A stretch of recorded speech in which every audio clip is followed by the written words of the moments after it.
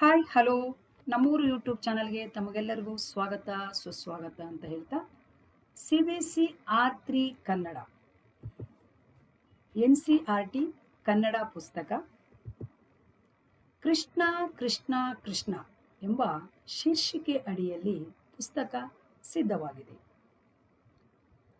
ಈ ಪುಸ್ತಕವನ್ನು ನಾವು ನೋಡಿದಾಗ ನಮ್ಮ ಕನ್ನಡಕ್ಕೆ, ನಮ್ಮ ಕನ್ನಡದ ಜಾಯಮಾನಕ್ಕೆ ಒಗ್ಗುವುದಿಲ್ಲ. ಯಾಕೆಂದ್ರೆ ಕನ್ನಡತನವನ್ನು ಕನ್ನಡಿಗರೇ ಕಳೆದುಕೊಳ್ಳುವುದು. ನೀವು ಕೊಟ್ಟಿರುವ ಕೃಷ್ಣ ಎಂಬ ಹೆಸರಿಗೂ ಮತ್ತು ಒಳಗಡೆ ಇರುವ ನಿಮ್ಮ 11 ಟಾಪಿಕ್ಗಳಿಗೂ ಯಾವ ಸಂಬಂಧನೇ ಇಲ್ಲ. ಎಂಥ ಚಿಕ್ಕ ಮಕ್ಕಳಿಗೂ ಸಹ ಅದು ಗೊತ್ತಾಗುತ್ತದೆ. ನಾ ಇನ್ನೂ ಓದಲಿಲ್ಲ, 11 ಟಾಪಿಕ್ಗಳಿದ್ದಾವೆ. 11 ದಿನನೇ ತೆಗೆದುಕೊಳ್ಳುತ್ತದೆ. ಯಾಕಂದ್ರೆ ಪ್ರತಿನಿತ್ಯ ಒಂದೊಂದು ಟಾಪಿಕ್ಗಳನ್ನು ಓದಿ ಅದರ ಬಗ್ಗೆ ನಾನು ಅನಾಲಿಸಿಸ್ ಮಾಡ್ತೀನಿ. ನಾನು ಯಾಕೆ ಹೇಳ್ತಾ ಇದ್ದೀನಿ ಅಂದ್ರೆ, ಈ ಕೃಷ್ಣ ಅನ್ನೋದು ಮಕ್ಕಳಿಗೆ ಬರೀಲಿಕ್ಕಾಗುತ್ತದೆಯಾ? ಯಾಕಂದ್ರೆ CBSE ಬೋರ್ಡ್ ಹೇಳೋದು R3 ಅಂದ್ರೆ ಸರಳವಾಗಿರಬೇಕು.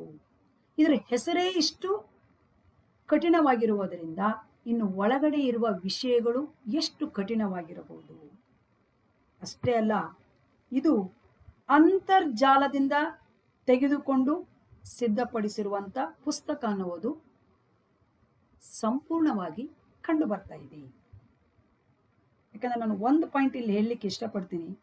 ಅಕ್ಷರದ ಶೈಲಿ, ಅಕ್ಷರ ವಿನ್ಯಾಸ ಇದೆಯಲ್ಲ, ಒಂದು ನಿರ್ಮಲ, ಇನ್ನೊಂದು ತುಂಗ, ಇನ್ನೊಂದು ನುಡಿ, ಇನ್ನೊಂದು ಬರಹ, ಹೀಗೆ 10 ಹಲವಾರು ಅಕ್ಷರ ವಿನ್ಯಾಸದಿಂದ ಕೂಡಿಕೊಂಡಿದೆ ಈ ಪುಸ್ತಕ.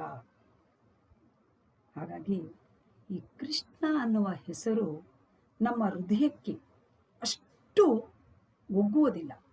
ಅದೇ ನೋಡಿ, ಸಿರಿಗನ್ನಡ, ತಿಳಿಗನ್ನಡ ಅಥವಾ ಯಾವುದೇ ನಮ್ಮ ಕನ್ನಡದ ಹೆಸರುಗಳಾದ್ರೆ ನಮ್ಮ ಹೃದಯಕ್ಕೆ ಭಾವನಾತ್ಮಕವಾದಂಥ ಒಂದು ಅರ್ಥವನ್ನು ನೀಡುತ್ತದೆ. ಕೃಷ್ಣ ಅನ್ನೋದು ಇದು ಸಂಸ್ಕೃತದ ಹೆಸರಿದು. ಹಾಗಂತ ನನಗೆ ಕೃಷ್ಣನ ಮೇಲೆ ಬೇಸರ ಇಲ್ಲ. ಯಾಕಂದ್ರೆ ನಾನು ಕೃಷ್ಣನ ಅಪ್ಪಟ ಭಕ್ತೆ. ನಾನಿಲ್ಲಿ ಶೈಕ್ಷಣಿಕವಾಗಿ ಮಾತನಾಡುತ್ತಾ ಇದ್ದೇನೆ. ಓಕೆ, ಹಾಗಾಗಿ ಪ್ರತಿನಿತ್ಯ ನಾನು ಒಂದೊಂದು ಲೆಸನ್ ಅನ್ನು ಓದಿ ನಿಮಗೆ ಅನಾಲಿಸಿಸ್ ಮಾಡ್ತೀನಿ. ಸ್ನೇಹಿತರೆ, ನೀವು ಕೂಡ ಪ್ರತಿನಿತ್ಯ 11 ಟಾಪಿಕ್ಗಳಿದ್ದಾವೆ. 11 ದಿನ ನೀವು ಟೈಮ್ ಮಾಡಿಕೊಂಡು ಅದನ್ನು ಓದಲೇಬೇಕು. ಪ್ರತಿಯೊಬ್ಬರು ಓದಿ ಹೇಳಬೇಕಾಗುತ್ತದೆ, ಸುಮ್ಮನೆ ಹೇಳಬಾರ್ದು.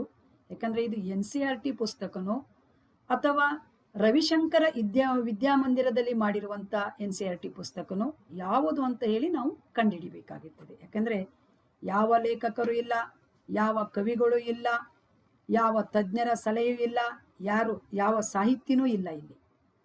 ಹಾಗಿರುವಾಗ ಇದು ಯಾವ ಪುಸ್ತಕ ಅಂತ ನಾವು ಕಂಡುಹಿಡಿಬೇಕಾಗುತ್ತದೆ. ನಮಸ್ಕಾರ, ಧನ್ಯವಾದಗಳು.